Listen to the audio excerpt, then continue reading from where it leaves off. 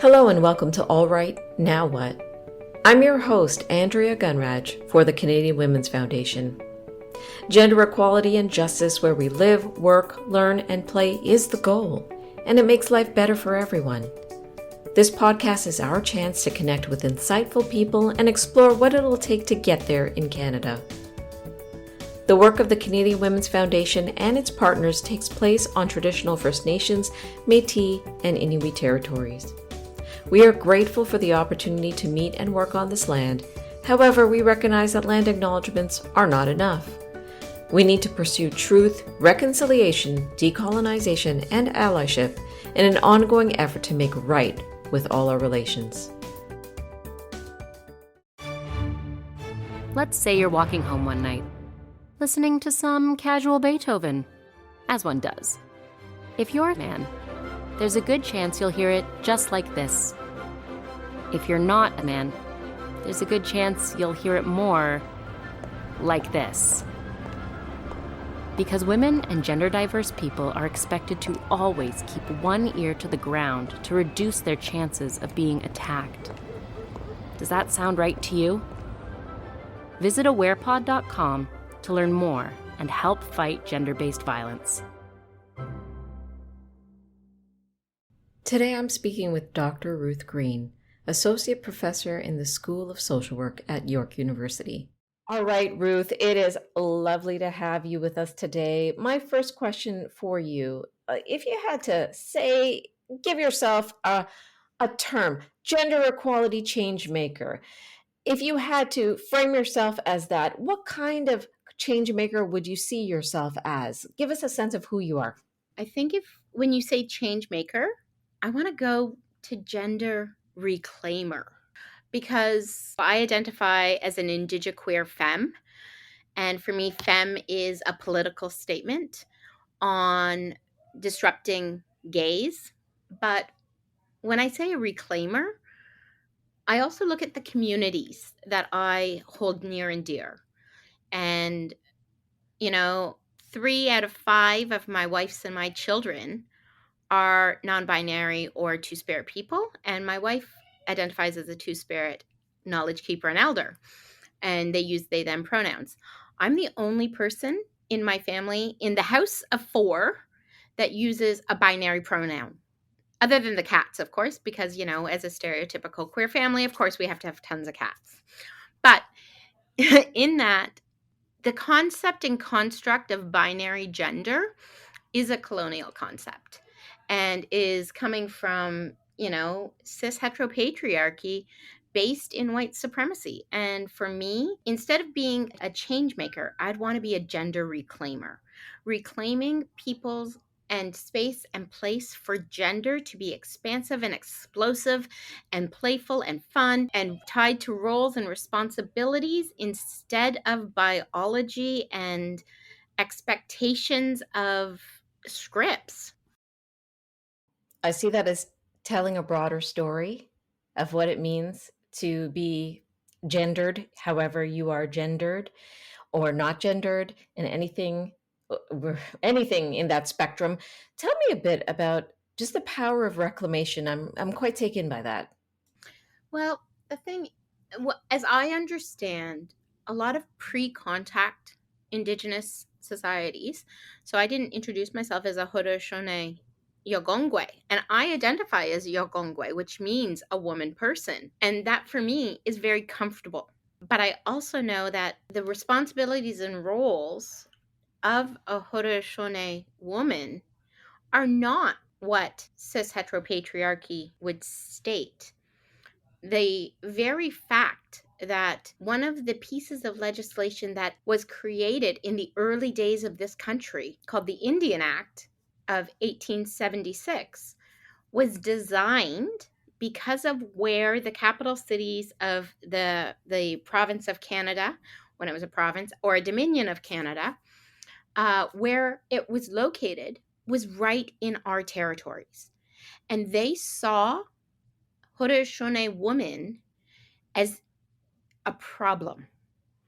The matriarchy and the matrilineal societies and how longhouses were the responsibility of women were so damaging to the nation state building that they needed to dismantle, and created infringement laws that would take away Haudenosaunee women's status so we didn't pass down our treaty rights to our children.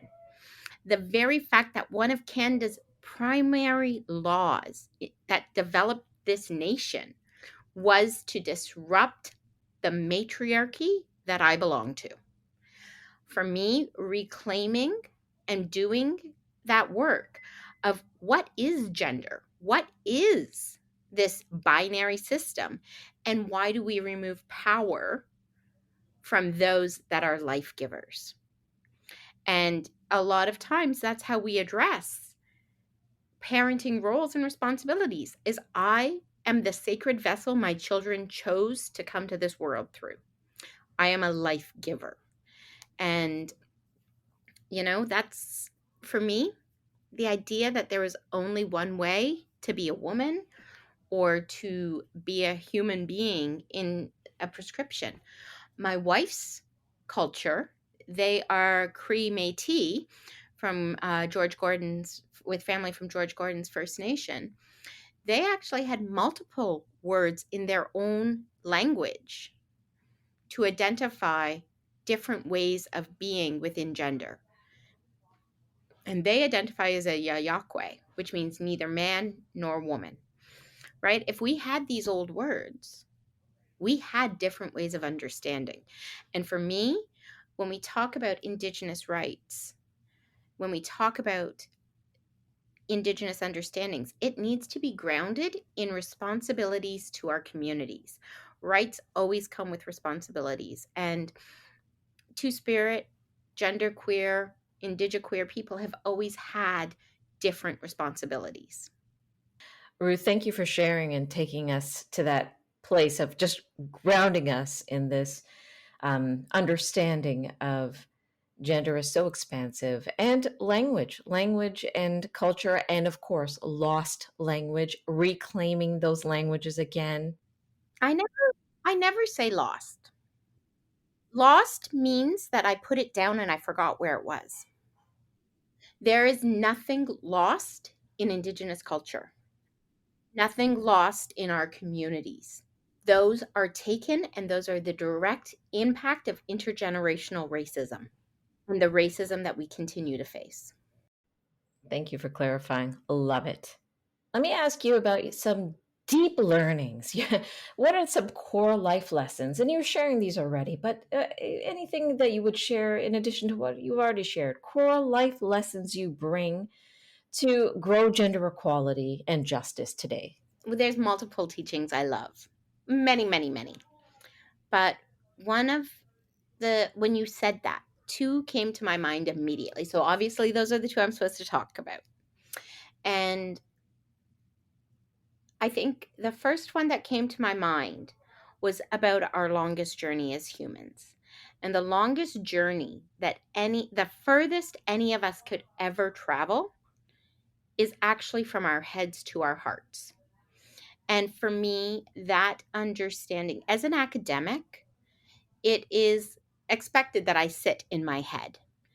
But I know when I travel between my head and my heart, that's when I actually come as a full person, and a person who is not ashamed or has not lost anything. I come with it all. And when I know I've connected to my from my head to my heart is when I resonate with the fact that I am my ancestors' best dreams. They fought against a system that wanted to annihilate them so that I could be here. But it also means that when I become an ancestor, I have to be dreaming about somebody else. And so I also know I am the descendants' greatest hope. If I don't do the work every day, if I don't stand up and be who I am, what are the descendants coming behind me going to see? And in that comes a second understanding. And it comes from teachings of the Anishinaabe. which is based, the Anishinaabe teachings of the 7 grandparents. And we're supposed to embrace the whole teaching. But for me, I've struggled with, I've been diagnosed a long, long time ago in my teenage years with high functioning generalized anxiety disorder. And so one of the things that I've held in really challenging moments when I'm super anxious is the mantra in my head of, it's not brave unless you're afraid. And the very fact that for so many gender diverse people, women, we are told all the time what we should be afraid of. But I always want us to think about how brave we are, because we've been conditioned since some people get an ultrasound picture or some people assign a sex at birth. We are conditioned to be afraid. And that is not acceptable for me. I think we all need to be brave. But that bravery comes from standing against the inherent fears that we've been taught to embrace. I have so many reactions. My first reaction is I love that you're framing dreaming as part of the kind of head to heart journey. And I love that you're speaking to bravery, because I think you're right. As people experience gender injustice, so often we're told about the things that we don't do, and we're so often kind of split from the bravery that we do show every day and share every day. I love that. I wonder if, I mean, you're clearly a passionate person, and it comes out in everything that you're sharing right now. It comes out in the clear community love and groundedness that you have. What would you say you're most passionate about today that connects to gender equality? I really want to find a way for children and youth to understand that their gender expression is beautiful. As I said, I'm a parent of, I had 3 kids pre-raised for me. They're adults when they came into my life. But those 2 that chose to come through me, when my eldest was 4, I finally was smart enough to understand what they'd been telling me for 2 years before. And that was that they wanted to be raised as a non-binary person. They were 4. So they've used they them pronouns for the most of their life. They've just started high school, and about 18 months ago, they did one of something they're proud of, something that they don't regret, but something that they are rectifying again. And they cut off, for their first time, their hair. So they had worn their hair. It was to their bum. It was, this long, beautiful, brown, flowing locks that I braided twice a day. And when they cut off their hair, they started to experience something that they never had before. And they were 12 and a half, almost 13 years old, when they first understood and could comprehend deeply what male privilege was. When they cut their hair, people assigned them a masculine identity. And it threw them for a loop, because our society, Canadian society, is so fixated on gender that children actually do not get to experience openness about it. And my child, who had been raised, because that's how they asked, we did ceremony, and that's how they asked to be raised. And they told me that they had always been two-spirit, and they came from the spirit world as a two-spirit. They knew this. But when they were 13 or 12 and a half, 13, and understanding male privilege for the first time, they were so angry. They could not understand why, because they had short hair and presented as a male, they were being treated in a way that they could immediately recognize as unequal. And it's been challenging for them. They also had a growth spurt at the same time where they grew. They're now over 6 feet tall at 14. And so then they experience this safety that they've never experienced before. And they can grasp that that safety is because men do not understand the fear that has been instilled in women and gender diverse people. But they understand it because they've experienced that for most of their childhood. And for me, I'm really passionate about supporting children and youth understanding that gender is a script, that gender is something that is not like it's inherent on who they are, and it is put upon them instead of allowing them to blossom into the humans that they're supposed to be, right? When they're told this is what girls do, this is what boys do, it does not allow for them to be the whole person that they are. And I would love to see children just be kids. That is so interesting. It is a put upon and then internalized and then performed. Imagine if it wasn't put upon. Imagine if it was performed for joy, for connection. I'm so glad that your child, they saw what happened and came to that place of anger and I don't like this. And this is not good. This is not cool. I'm not going to accept this. I'm not going to see this as normal. I'm not going to see this as right. I guess my question for you now is, all right, now what? You have these things that you shared with us. What's a powerful takeaway that you would leave with our listeners based on all the things you shared and your expertise on how we can be better gender equality change makers in our lives? I think it is about, I have a very good friend. Her name's Nora Loretto. She is absolutely brilliant. And when I was pregnant with my eldest, she said something to me that changed how I've parented. And she told me, as a white woman, the biggest act of resistance we can do is to raise good people. Raising good people is the biggest act of resistance. And it hit me. It hit me in such a visceral way. You know, we talk about our Indigenous communities as experiencing intergenerational trauma. And I really don't love that, because it always puts the blame back on the families. And it also assumes that I can't love and gently care for and parent my children. My children still know the impact of racism. My children understand that from a personal perspective. They've experienced that in the school system.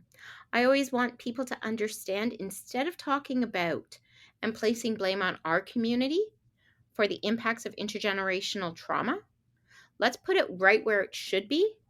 And let's talk about the intergenerational impacts of racism, because that's the privileging of white supremacy, of white bodies, of male bodies, of able bodies, of straight bodies, that is so damaging to the vast majority.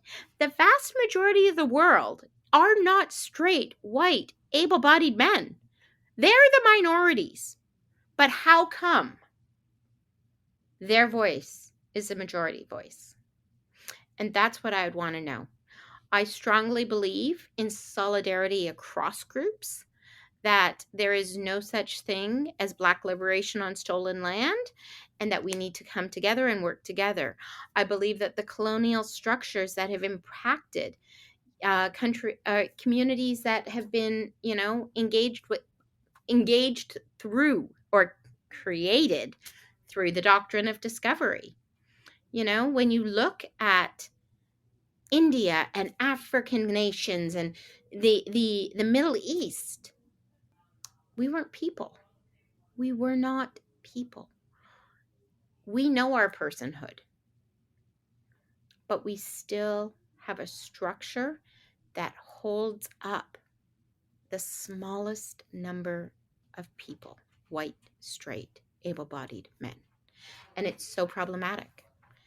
That would be my desire, is that we build societies where intersections, and where multiple communities come together. All right, now what? If you want to make sure no woman, girl, two-spirit, trans, or non-binary person feels out of options, out of sight, out of time, or out of mind, visit yescountmein.ca. When you count yourself in, you'll join over 104,000 people in the Canadian Women's Foundation's community. You'll get tools and opportunities to advance gender equality. This movement needs you. Visit yescountmein.ca and count yourself in today. Please listen, subscribe, rate, and review this podcast. If you appreciate this content, please consider becoming a donor to the Canadian Women's Foundation. People like you will make the goal of gender equality a reality. Visit CanadianWomen.org to give today, and thank you for your support.